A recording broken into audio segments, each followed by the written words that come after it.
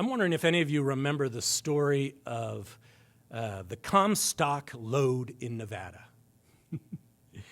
Gold was discovered there in 1850, and of course, miners from all over the area quickly came in, and of course, all the surface gold that was easily findable at the time was quickly gone.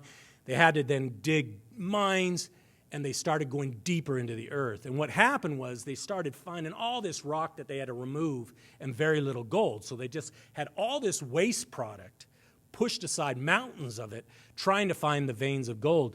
To ultimately, they decided to hire a geologist to come in and say, is it worth the expense? Because, they aren't getting as much for their dollar, in a sense, with all this waste. So they brought in a geologist to help them if it's more that they should continue looking for gold. And the geologist took a look at all those mounds of rock and he said, man, he was quite impressed by the unearthing that they did. So he took a sample of that, of course.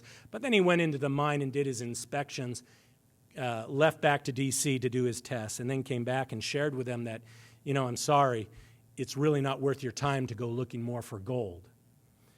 But all those mountains of slag that you've removed are some of the richest silver ore that I've ever seen in my life. And in that moment, a silver bonanza took place that quickly eclipsed any gains that there was ever seen in gold. And aren't we like that in our spiritual lives? When we take the ordinary, difficult things of everyday life and think these are the things that are in our way, that if we could just get rid of this duty or that responsibility or this dull part of our life, we would be so much better. And then realizing in that very dull, burdensome activity is the very treasure for which we have come into this earth to uncover. Because that's where we discover our character.